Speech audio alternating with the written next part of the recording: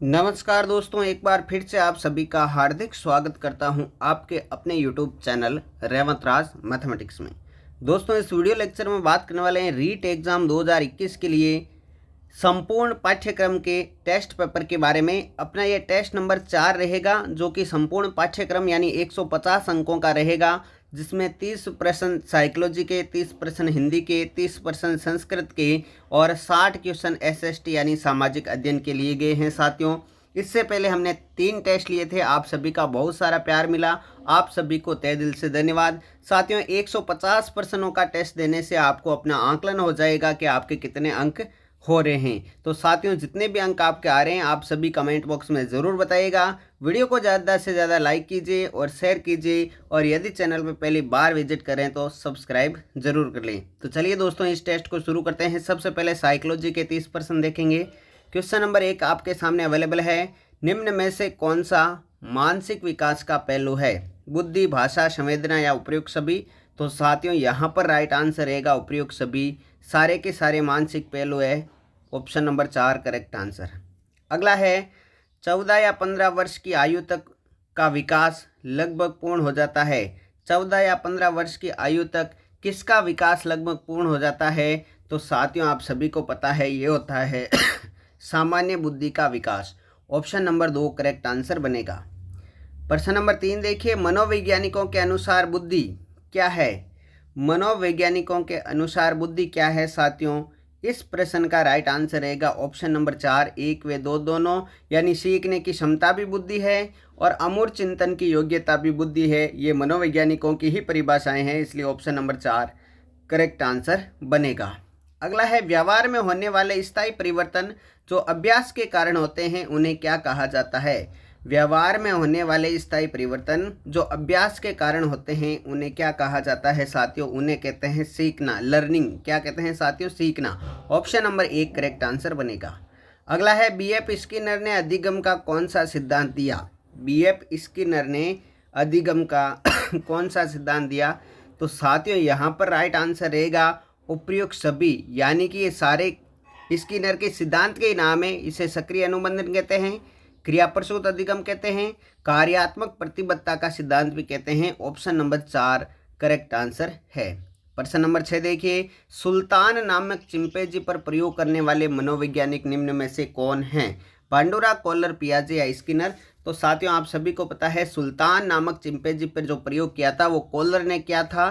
गेस्टाल्टवाद से संबंधित है। दूसरा ऑप्शन करेक्ट आंसर रहेगा। प्रश्न नंबर 7 है, शिक्षा मनोविज्ञान नामक पुस्तक के रचयिता कौन है? Educational psychology. जी हाँ दोस्तों, एजुकेशनल साइकोलॉजी पुस्तक जो है वो किसने लिखी है साथियों? 4 विकल्प आपके सामने है। राइट आंसर रहेगा थॉर्नडाइक। शिक्षा मनोविज्ञान पुस्तक के लेखक है थॉर्नडाइक। अगला क्वेश्चन देखिए 8 नंबर, चिंतन मानसिक क्रिया का कौन सा पहलू है? Very important question. चिंतन मानसिक क्रिया का कौन सा पहलू है साथियों? राइट आंसर रहेगा चिंतन मानसिक क्रिया का ज्ञानात्मक पहलू है। ध्यान रख लेना इस बात को। ऑप्शन नंबर 1 करेक्ट आंसर है।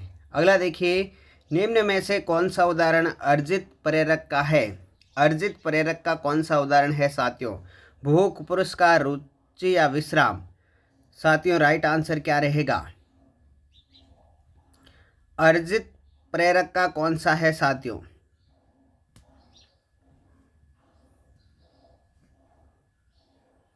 जल्दी से कमेंट कर दीजिए साथियों।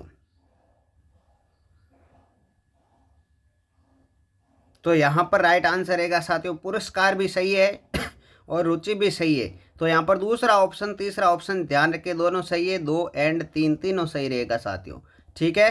अगला देखिए साथियों 10 नंबर प्रश्न, निम्नलिखित में से कौन सा भूलने का सिद्धांत है? कौन सा भूलने का सिद्धांत है? 4 विकल्प आपके सामने हैं। भूलने का सिद्धांत कौन सा है साथियों?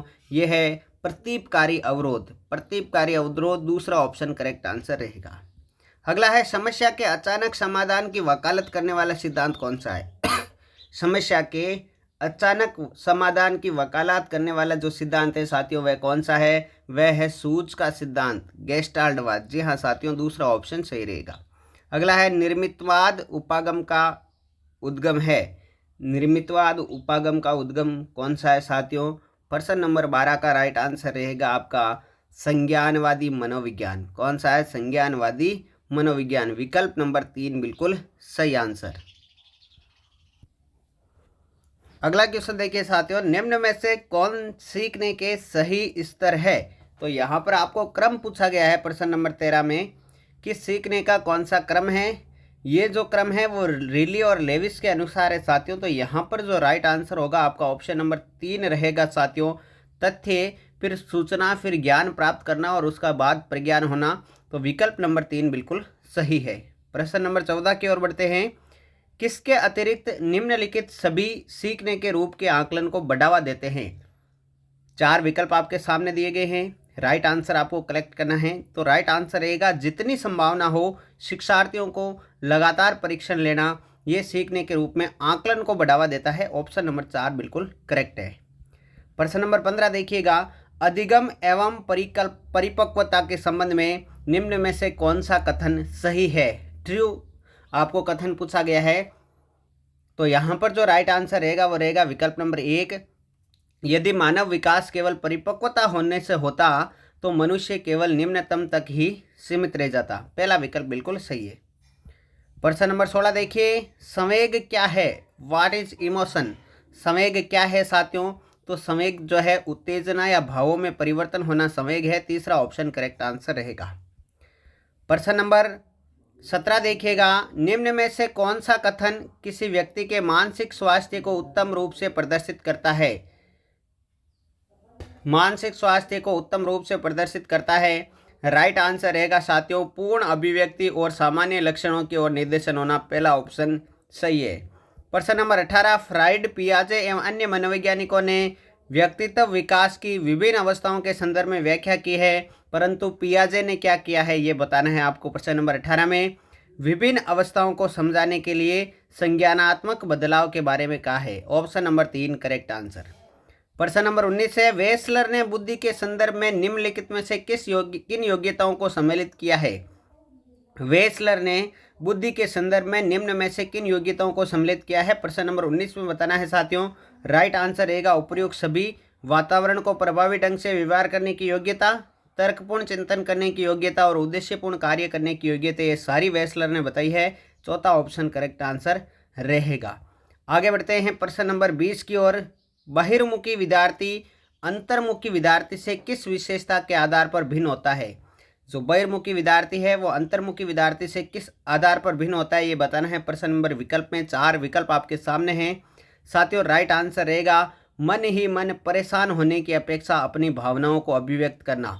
जो बहिर्मुखी बालक होता है वो अपनी भावनाओं को ज़्यादा इजी वे में जो है अभिव्यक्त कर सकता है, बोल सकता है दूसरों के सामने, लेकिन अंतर्मुखी जो बालक होता है वो मन ही मन अपनी भावनाओं को छिपाता रहता है, परेशान होता रहता है। तो दूसरा ऑप्शन आपका करेक्ट आंसर बनेगा। प्रश्न नंबर 21 देखिएगा, निम्न में से कौन सा कथन बुद्धि के बारे में सत्य नहीं है? बुद्धि का जो टॉपिक है वेरी इंपॉर्टेंट है, रीट परीक्षा में बुद्धि के बारे में सत्य नहीं है बताना है। तो प्रश्न नंबर 21 का राइट आंसर रहेगा चौथा, यह स्थायी एवं अपरिवर्तनशील विशेषता है। नहीं, बुद्धि परिवर्तनशील भी है साथियों। राइट आंसर रहेगा विकल्प नंबर 4।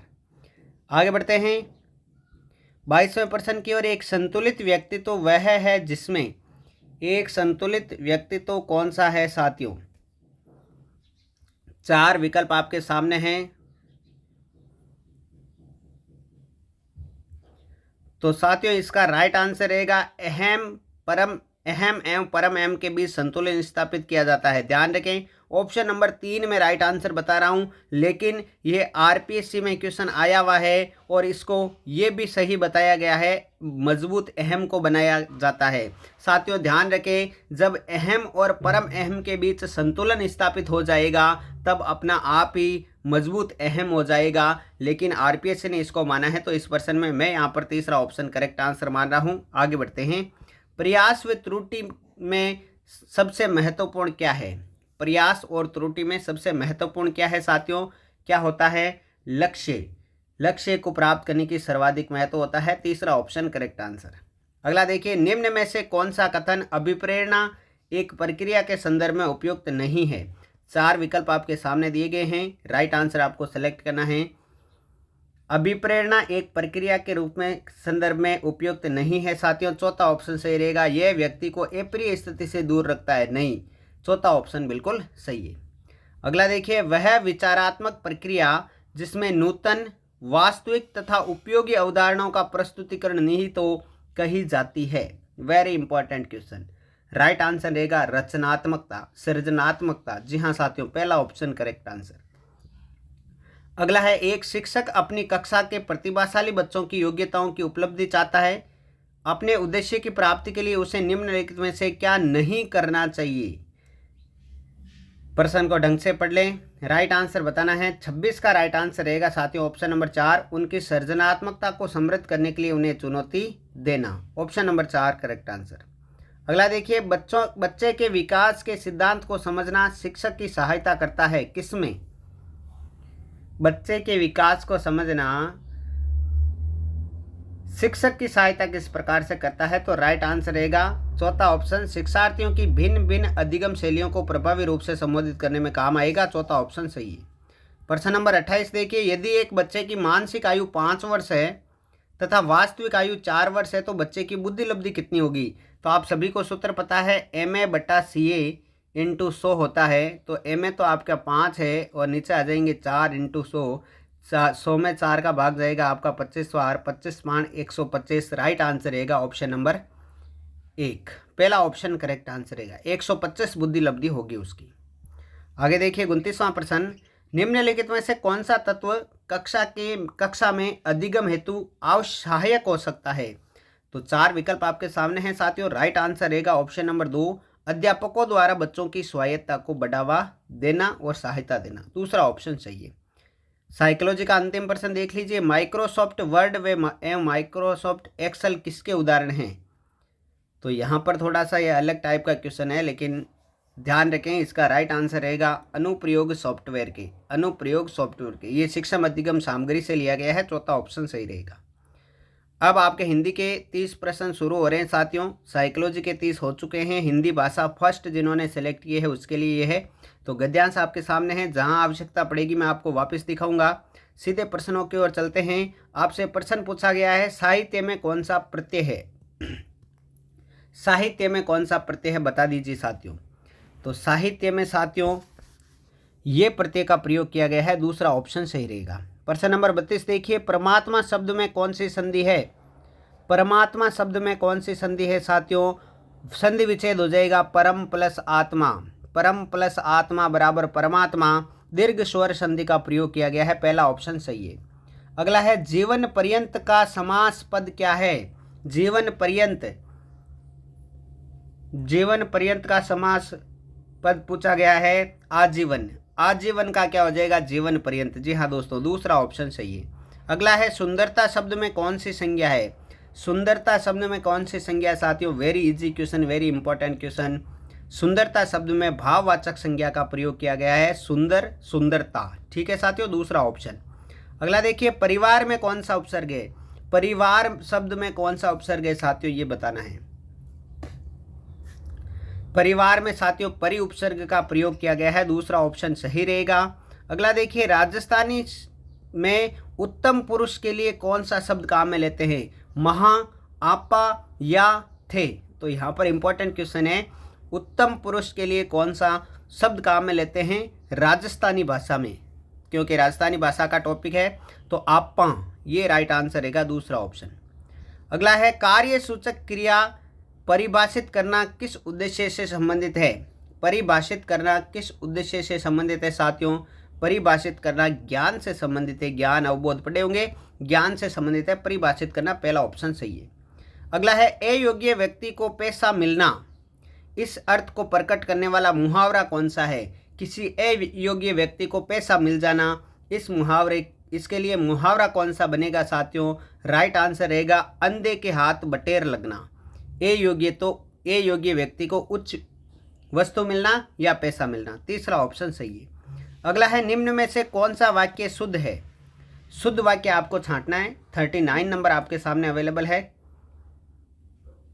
39 का राइट आंसर रहेगा पहला ऑप्शन, विंध्याचल पर चंदन के पेड़ हैं, ये वाक्य बिल्कुल शुद्ध है, पहला ऑप्शन सही है। अगला है इनमें से शुद्ध शब्द कौन सा है। 4 विकल्प है, कोशिश लिखा हुआ है, तो कोशिश कौन सा वर्ड शुद्ध है ये बताना है। 40 नंबर में सीधी सी बात साफ दिखाई दे रहा है, ऑप्शन नंबर 1 करेक्ट आंसर हो जाएगा। एक बार फिर से गद्यांश आपके सामने है, प्रश्नों की ओर चलते हैं। माँ के दूध के साथ मिलने का अर्थ है। 4 विकल्प आपके सामने हैं, राइट आंसर क्या रहेगा। 41 नंबर बिल्कुल दूसरा ऑप्शन, बचपन से ही स्वाभाविक रूप से धीरे धीरे प्राप्त होना, दूसरा ऑप्शन करेक्ट आंसर। अगला है सृजनात्मक क्षमता का भाव है।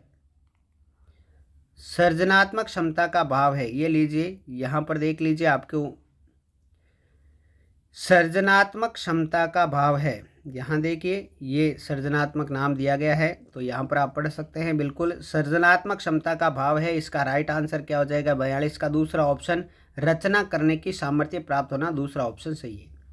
बच्चों को प्रारंभ से ही चीज़ों के अंग्रेजी नाम सिखाना किस बात का परिचायक माना जाता है। बच्चों को प्रारंभ से ही हम अंग्रेजी के नाम सिखाते हैं, ये किस बात का परिचायक होता है साथियों, तो ये होता है आधुनिकता का परिचायक, तीसरा ऑप्शन करेक्ट आंसर रहेगा। अगला है दुनिया की पहली जानकारी उसे शब्दों के जरिए कराई जाएगी, वाक्य में कौन सा काल है। इंपॉर्टेंट प्रश्न, दुनिया की पहली जानकारी उसे शब्दों के द्वारा करवाई जाएगी, इसमें कौन सा काल है। कराई जाएगी भविष्य काल है साथियों, ऑप्शन नंबर 4 बिल्कुल सही रहेगा।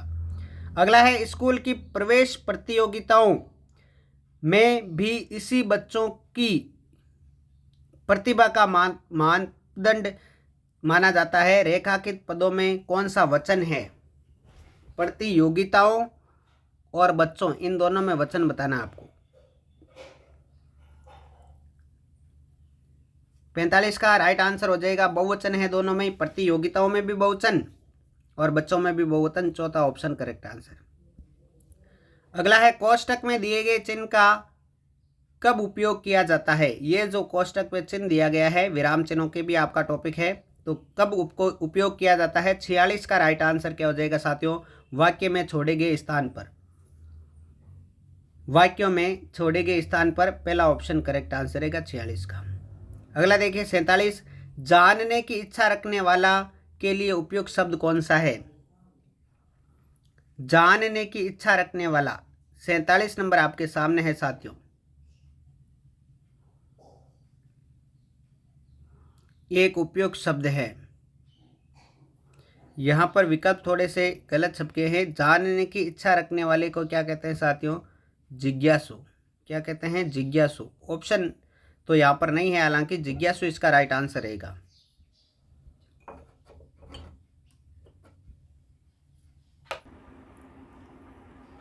तो साथियों प्रश्न नंबर 48 देखिए, भाषा शिक्षण में परंपरागत उद्योतन सामग्री के रूप में बहुत अधिक सहायक किसे समझा जाना चाहिए।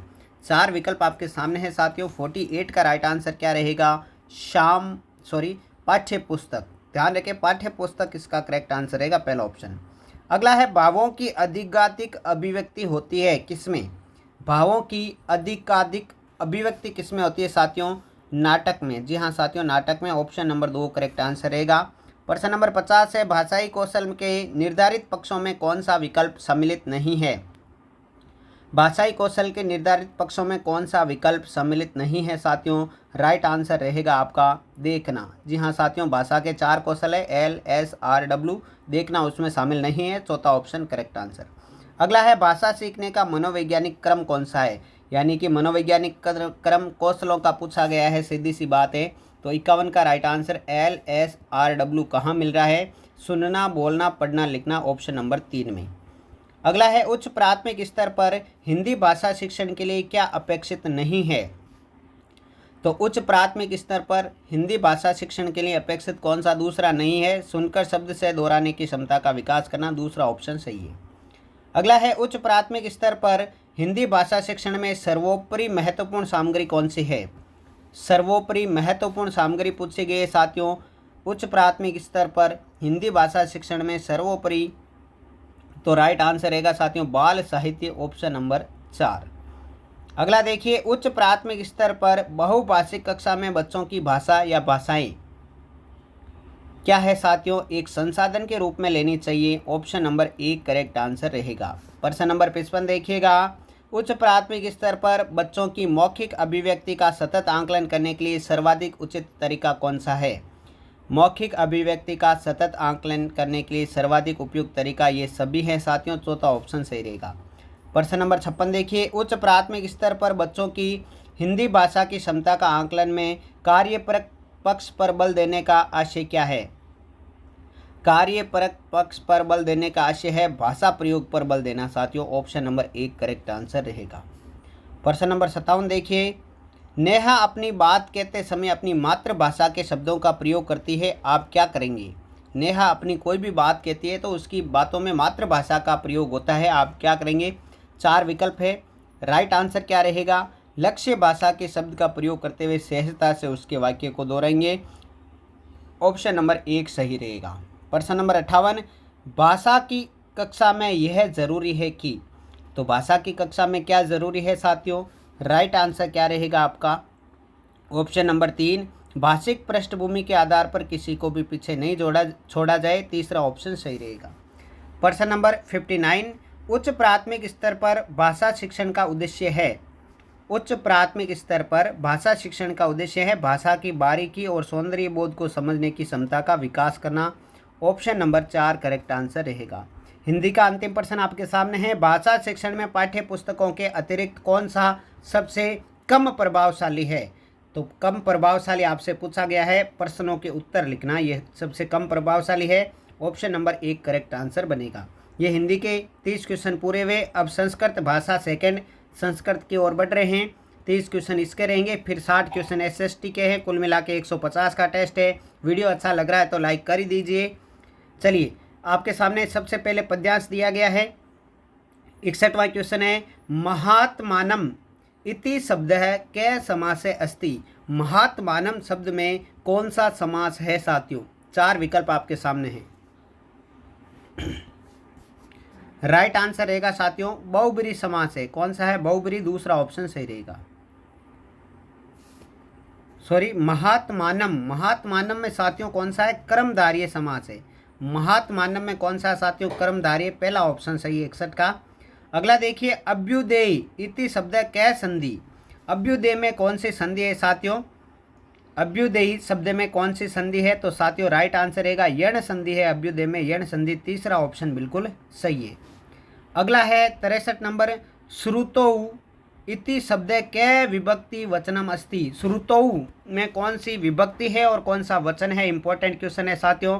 तो श्रुतौ में सप्तमी विभक्ति एक वचन का प्रयोग किया गया है साथियों, दूसरा ऑप्शन करेक्ट आंसर रहेगा। अगला 64 नंबर देखिए। उपयुक्त पद्यांश से कै छंद प्रयुक्तम अस्ति। इस पद्य में कौन सा छंद है साथियों। तो छंद के लिए 1 2 3 4 5 6 7 8 9 10 11 12 हैं। और अब आप जो है आपको सेलेक्ट करना है, कर लीजिए। यहाँ पर मैं आपको बता देता हूँ राइट आंसर क्या रहेगा। उपयुक्त पद्यांश से कै छंदे अस्ति। तो साथियों इसमें द्रुत विलंबित छंद है। कौन सा है, द्रुत विलंबित, ऑप्शन नंबर 4 सही रहेगा। अगला है। उपयुक्त पद्यांश से कै अलंकार अस्ति। इसमें अलंकार कौन सा है, तो आपने देख लिया है, अलंकार है अर्थांतरास अलंकार, दूसरा ऑप्शन सही रहेगा। अगला है। सदस्य इति पदे कै विभक्ति अस्ति। सदस्य में कौन सी विभक्ति है साथियों, 66 नंबर पूछा गया है।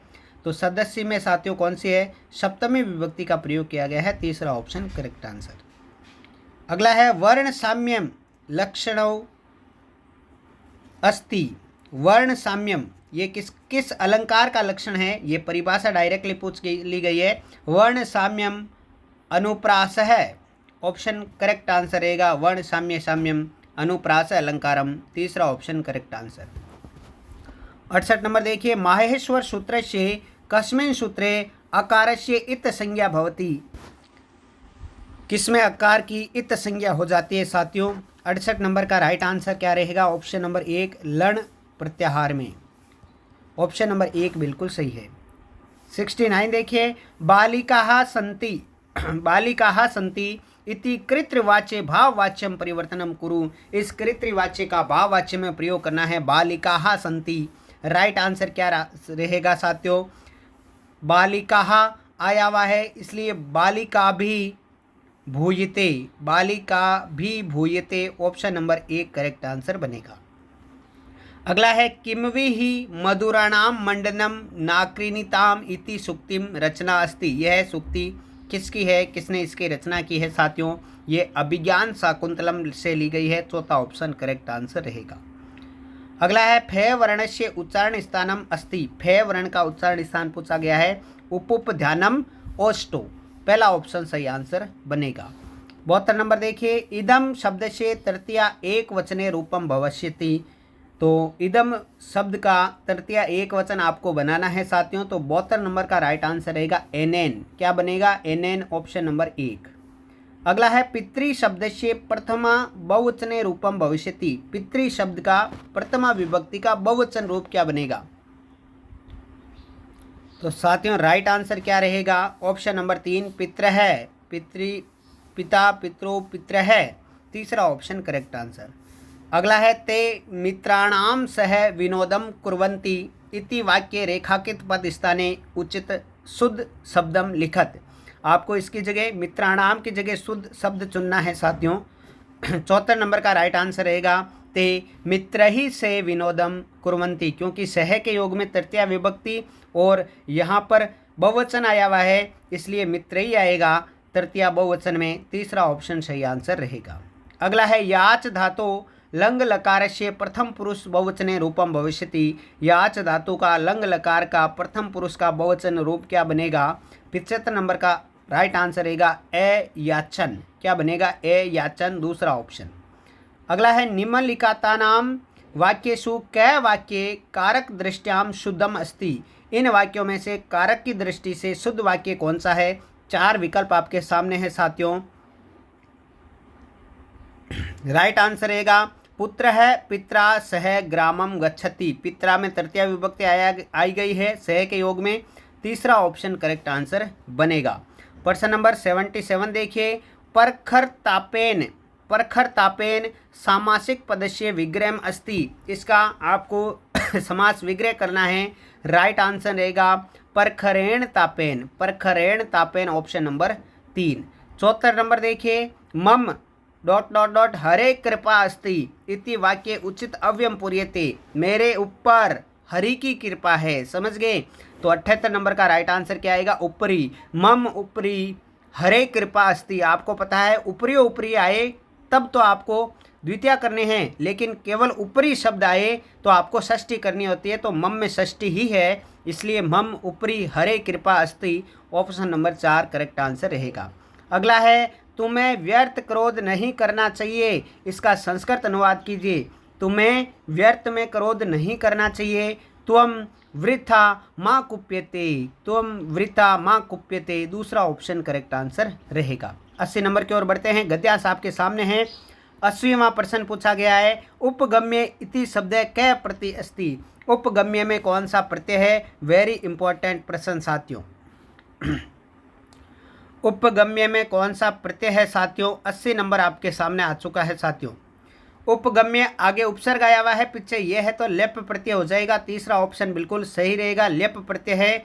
अगला है आगत्य इति शब्द उपसर्ग अस्ति। आगत्य शब्द में कौन सा उपसर्ग है साथियों? आ उपसर्ग का प्रयोग किया गया है, आ उपसर्ग, ऑप्शन नंबर 2।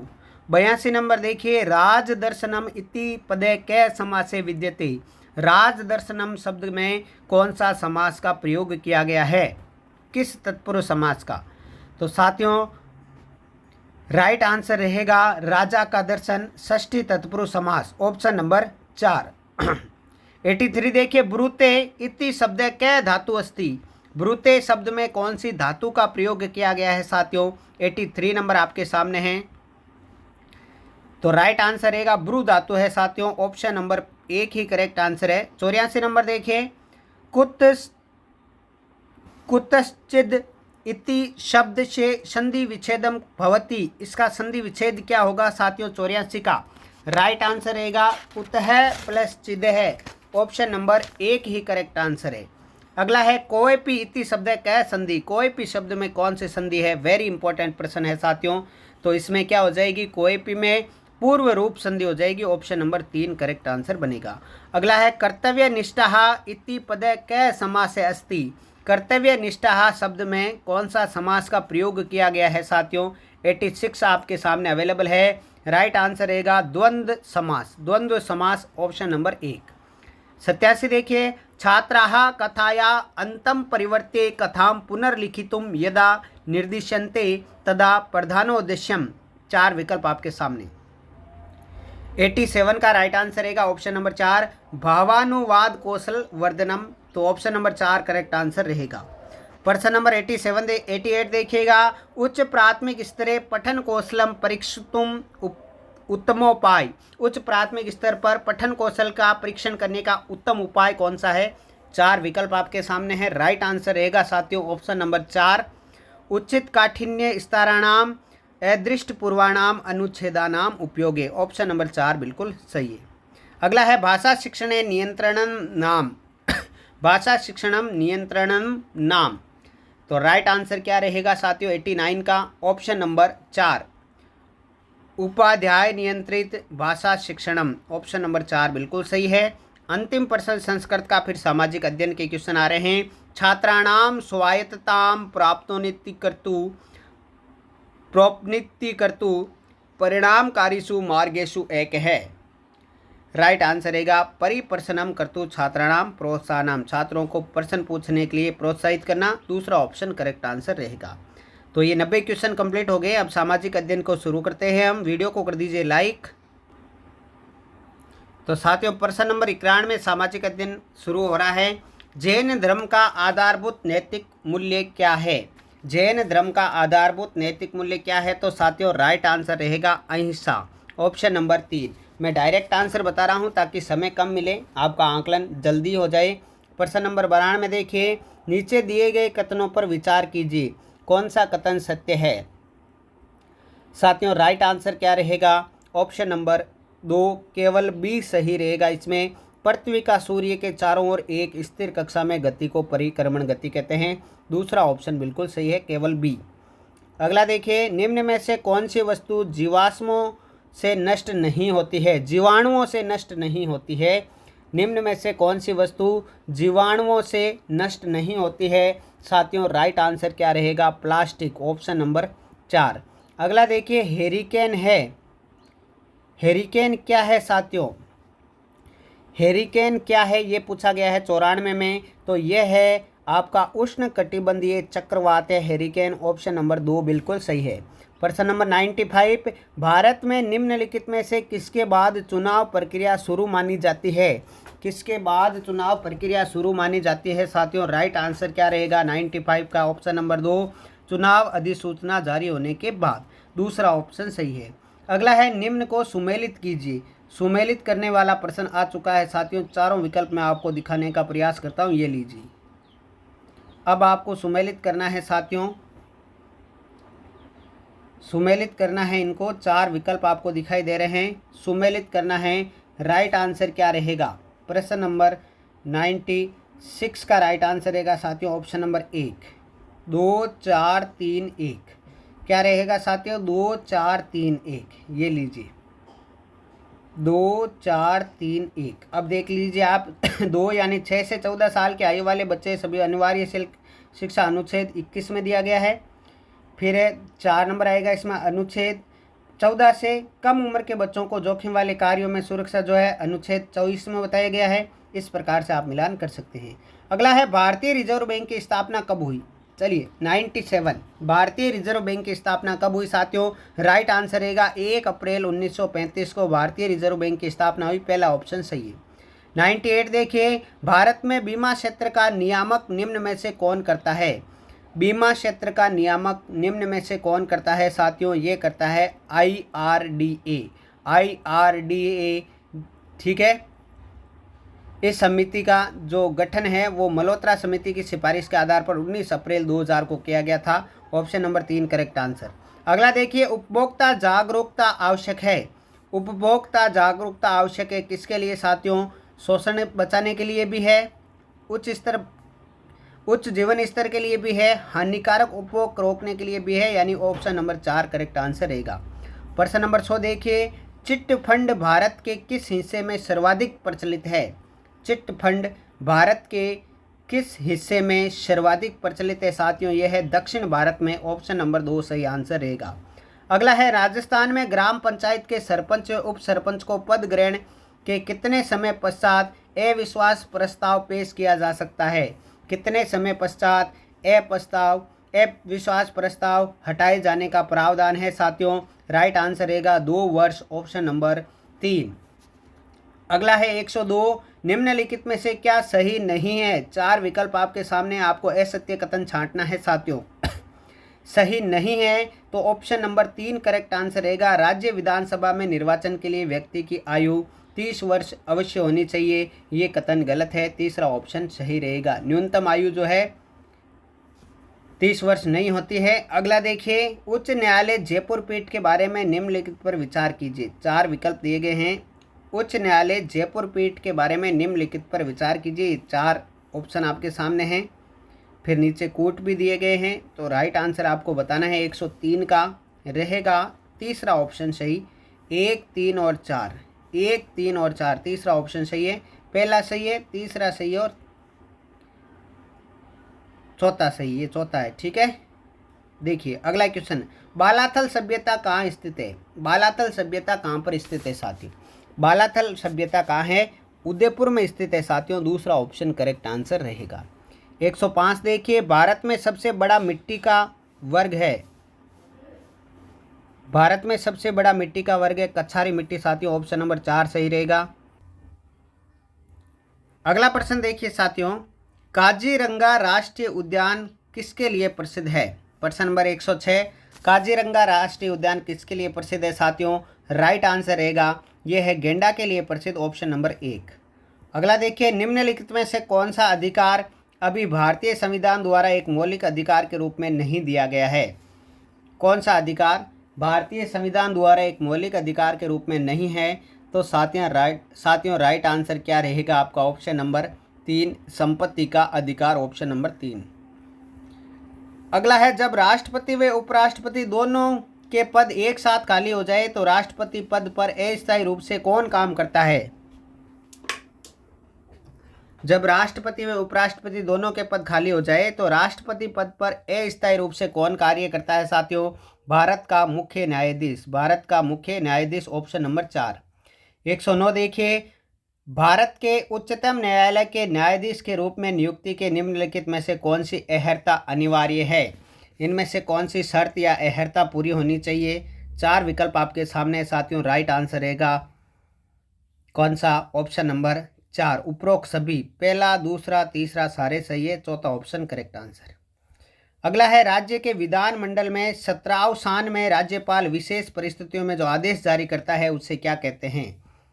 विशेष परिस्थितियों में जो आदेश जारी करता है राज्यपाल उसे कहते हैं अध्यादेश। क्या कहते हैं? अध्यादेश। Option number 3। अगला है, वर्तमान में नगर पालिका प्रशासन का कौन सा कार्य मौर्य काल से ही जारी है? देखिए कितना अच्छा क्वेश्चन है।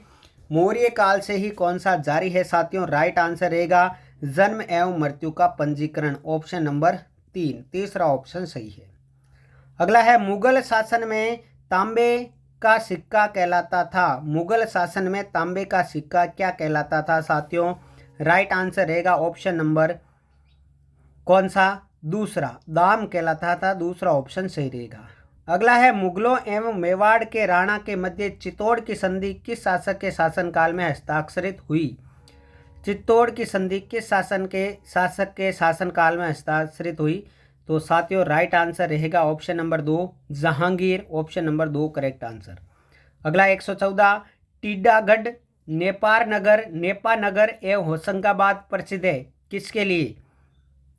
टिड्डागढ़, नेपानगर और होशंगाबाद साथियों कागज उद्योग के लिए फेमस है। तीसरा ऑप्शन बिल्कुल सही रहेगा। अगला है, निम्न में से कौन से बांध चंबल नदी पर निर्मित है? कौन से बांध चंबल नदी पर निर्मित है साथियों? तो राइट आंसर रहेगा उपरोक्त सभी। गांधी सागर, राणा प्रताप सागर और प्रताप सागर। ठीक है, चौथा ऑप्शन सही रहेगा। अगला देखिए 116, राजस्थान के किस जिले में 2001 से 2011 के दशक में जनसंख्या वृद्धि दर सर्वाधिक रही? किस जिले में वृद्धि दर, जनसंख्या वृद्धि दर सर्वाधिक रही। राइट आंसर रहेगा बाड़मेर, ऑप्शन नंबर 3 साथियों। अगला देखिए 117, पुरु, यदु और भरत का वेदों में उल्लेख किसकी तरह है? पुरु, यदु और भरत का वेदों में उल्लेख किसकी तरह है साथियों? राइट आंसर रहेगा जन की तरह है, ऑप्शन नंबर 1। 118 देखिए, एलोरा की गुफा 15 भित्ति चित्र जिसमें विष्णु को नरसिंह अर्थात पुरुष सिंह के रूप में दिखलाया गया है, किस काल की कृति है साथियों? 4 विकल्प आपके सामने हैं। 118 का राइट आंसर क्या रहेगा? ऑप्शन नंबर 1 राष्ट्रकूट काल की कृति है साथियों, पहला ऑप्शन सही रहेगा। अगला है निम्नलिखित को सुमेलित कीजिए। सुमेलित करने वाला प्रश्न आ चुका है साथियों। अब आप देख सकते हैं पूरा प्रश्न और नीचे आपको कोट भी दिए गए हैं। तो बताइए राइट आंसर क्या रहेगा 119 का? 119 का राइट आंसर जो रहेगा साथियों वो क्या रहेगा? Option number 3, 4 3 2 1। ये इसमें आएगा 4 में, ये आएगा 3 में, ये आएगा 2 में और ये आएगा 1 में। ठीक है, तीसरा ऑप्शन बिल्कुल सही है। अगला प्रश्न देखिए, राजस्थान के कितने जिले मरुस्थलीय माने जाते हैं? राजस्थान के कितने जिले मरुस्थलीय माने जाते हैं साथियों? बिल्कुल इजी क्वेश्चन, राइट आंसर रहेगा 12 जिले, ऑप्शन नंबर 4। अगला है, राजस्थान में वार्षिक वर्षा का औसत कितना है?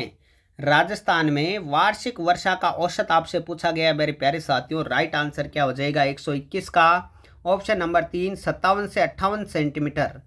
अगला देखिए, राजस्थान में भूरी मिट्टी का प्रसार क्षेत्र कौन सा है? राजस्थान में भूरी मिट्टी का प्रसार क्षेत्र पूछा गया है साथियों। इसका सही आंसर हो जाएगा बनास नदी का प्रवाह क्षेत्र, ऑप्शन नंबर 1। अगला देखिए, गलत युग्म को पहचानिए। आपको एक तरफ खनिज एक तरफ खान दी गई है, आपको गलत को अलग करना है साथियों। तो यहाँ पर जिप्सम दिया गया है पलाना में, जबकि पलाना में तो क्या होता है? लिग्नाइट होता है साथियों। पलाना बीकानेर में क्या होता है? लिग्नाइट होता है, जिप्सम नहीं होता है। तो चौथा ऑप्शन गलत है, सही आंसर बनेगा। अगला है, निम्नलिखित में से किस राजपूत मनसबदार को अकबर ने फरजंद की उपाधि प्रदान की थी? Very important question. अकबर ने किसे फरजंद की उपाधि दी थी साथियों? 124 का राइट आंसर रहेगा मान सिंह को दी गई थी फरजंद की उपाधि, चौथा ऑप्शन। अगला है, राजस्थान में वल्लभ संप्रदाय का एक प्रमुख धार्मिक स्थल कौन सा है? राजस्थान में वल्लभ संप्रदाय का एक प्रमुख धार्मिक स्थल कौन सा है साथियों? नाथ द्वारा। कौन सा है? नाथ द्वारा, ऑप्शन नंबर 3। अगला है 126, राजस्थान का ऐतिहासिक जौहर किस किले में हुआ? राजस्थान का ऐतिहासिक जौहर किस किले में हुआ था साथियों? 126 का राइट आंसर रहेगा चित्तौड़गढ़ जिले में हुआ था साथियों, चित्तौड़गढ़ जिले में, ऑप्शन नंबर 3। अगला देखिए, सुमेलित करने वाला प्रश्न आ चुका है। एक तरफ आपको हवेलियों के नाम दे रखे हैं, एक तरफ आपको जिला दे रखा है, दूसरी तरफ हवेलियां दे रखी है और फिर बताना है कि कौन सी हवेली कहां पर है। तो बताइए 127 का राइट आंसर क्या रहेगा?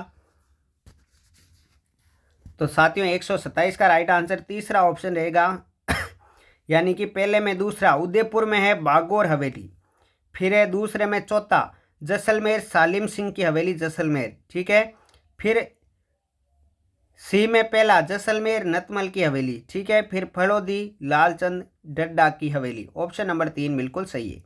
अगला देखिए, सामाजिक विज्ञान में परियोजना कार्य उपयोगी होते हैं। सामाजिक विज्ञान में परियोजना कार्य किस में उपयोगी होते हैं? 4 विकल्प, फिर नीचे कूट। राइट आंसर क्या रहेगा साथियों? इसका दोस्तों राइट आंसर जो रहेगा वो रहेगा ऑप्शन नंबर 1, 1 और चौथा सही है। विषय आधारित कार्यों में और कक्षा अथवा घर पर समूह कार्य करने में ऑप्शन नंबर 1 सही रहेगा। अगला देखिए, सामाजिक विज्ञान में अध्यापकों के लिए क्षमता निर्माण कार्यक्रम अनिवार्य है, क्योंकि क्षमता निर्माण कार्यक्रम क्यों अनिवार्य है साथियों? राइट आंसर क्या रहेगा? क्षमता निर्माण कार्यक्रम सामाजिक विज्ञान में अध्यापकों के लिए क्यों आवश्यक है? राइट आंसर रहेगा उन्हें सामाजिक विज्ञान के विभिन्न घटकों की अवधारणाओं और शिक्षण पद्धति के में स्पष्टता की जरूरत है, दूसरा ऑप्शन सही रहेगा। अगला देखिए, राष्ट्रीय पाठ्यचर्या की रूपरेखा अनुच्छेद 2005 प्रस्तावित करता है कि भूगोल पढ़ाया जाए जिससे क्या होगा? भूगोल पढ़ाया जाए जिससे क्या होगा साथियों?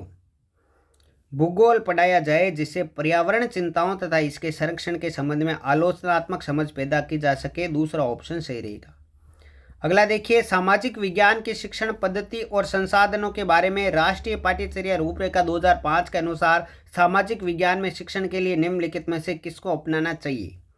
4 विकल्प आपके सामने है साथियों, किसको अपनाना चाहिए ये बताना है आपको।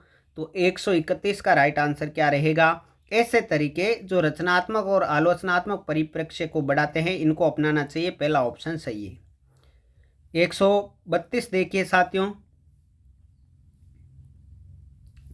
कक्षा में सामाजिक रूप से उपेक्षित बच्चों के प्रोत्साहन के लिए आप क्या करेंगे। सामाजिक रूप से उपेक्षित बच्चों के लिए आप क्या करेंगे, पूछा गया है 132 में। राइट आंसर रहेगा समाज की बुराइयों को कम करने एवं अच्छाइयों को प्रोत्साहित करने को कहा जाएगा, चौथा ऑप्शन सही है। अगला है, सामाजिक विज्ञान के अध्यापकों को छात्रों को देना चाहिए, क्या देना चाहिए। सामाजिक विज्ञान के अध्यापकों को छात्रों को क्या देना चाहिए साथियों। संस्कारी व्यवस्था, समाज के निर्माण हेतु उपरोक्त सभी प्रकार का ज्ञान। ठीक है, ऑप्शन नंबर 4 सही रहेगा। अगला देखिए, निम्नलिखित में से कौन सा एक लोक चित्रकला का अंग नहीं है। कौन सा लोक चित्रकला का अंग नहीं है साथियों। 134 का राइट आंसर क्या रहेगा साथियों, बनी ठनी, ऑप्शन नंबर 3। अगला देखिए, सलेमाबाद में निम्बार्काचार्य पीठ की स्थापना किसने की थी। सलेमाबाद में निम्बार्काचार्य पीठ की स्थापना किसने की। राइट आंसर रहेगा परशुराम देव ने, ऑप्शन नंबर 2। अगला देखिए साथियों, अकबर द्वारा मान सिंह को निम्नलिखित में से कौन से मुगल प्रांतों का सूबेदार या राज्यपाल नियुक्त किया गया था। 4 विकल्प, फिर नीचे कोट, काबुल, बिहार, बंगाल या गुजरात। 136 राइट आंसर रहेगा 1, 2, 3, पहला ऑप्शन, काबुल, बिहार और बंगाल में राज्यपाल नियुक्त किया गया था मान सिंह को, पहला ऑप्शन बिल्कुल सही है। अगला देखिए, वागड़ के परमार राजवंश की राजधानी कहाँ थी। वागड़ के परमार राजवंश की राजधानी कहाँ पर थी साथियों। 137 का राइट आंसर रहेगा अर्थुणा, क्या रहेगा, अर्थुणा, ऑप्शन नंबर 2। अगला है, उस समुच्चय को चुनिए जिसके सभी शहरों में सवाई जयसिंह सेकंड द्वारा निर्मित वेधशालाएं हैं। कहाँ पर जो है वो सवाई जयसिंह द्वारा निर्मित वेधशालाएं हैं, 5 जगह उनका निर्माण किया गया है। 138 का राइट आंसर क्या रहेगा साथियों, ऑप्शन नंबर 3, जयपुर, बनारस, उज्जैन, मथुरा और दिल्ली, इन जगहों पर किया गया है, तो ऑप्शन नंबर 3 करेक्ट आंसर बनेगा। अगला देखिए, नाथ संप्रदाय की गद्दी कहाँ पर स्थित है। नाथ संप्रदाय की गद्दी कहाँ पर स्थित है साथियों, ये पूछा गया है 139 में। राइट आंसर रहेगा जोधपुर, ऑप्शन नंबर 1। 140 देखिए, निम्न को सुमेलित कीजिए, फिर से सुमेलित करना है आपको। एक तरफ आपको ख्याल दे रखे हैं, दूसरी तरफ उनके रचयिता दे रखे हैं, उनसे संबंधित व्यक्तियों के नाम दे रखे हैं। 140 का राइट आंसर क्या रहेगा। जी हाँ, ऑप्शन नंबर 3, 1, 4, 2, 3, 1 इसमें आएगा, कुचामणी ख्याल में आएगा साथियों लच्छीराम। ठीक है, फिर शेखावाटी ख्याल में क्या आएगा साथियों, दुलिया राणा। फिर रमत में क्या आएगा साथियों, तेज कवि जैसलमेरी। और फिर तमाशा में आएगा बंसीधर भट्ट, ऑप्शन नंबर 3 सही है। अगला देखिए, मूसी महारानी की छतरी कहाँ पर स्थित है। मूसी महारानी की छतरी बिल्कुल इजी पर्सन अलवर में है साथियों, कहाँ पर है, अलवर में, पहला ऑप्शन सही रहेगा। अगला देखिए, कुंभा का राजपूत के साथ संघर्ष का प्रारंभिक कारण क्या था। कुंभा का गुजरात के साथ संघर्ष का प्रारंभिक कारण क्या था साथियों। 142 का राइट आंसर रहेगा नागौर का विवाद। किसका विवाद, नागौर का विवाद, तीसरा ऑप्शन।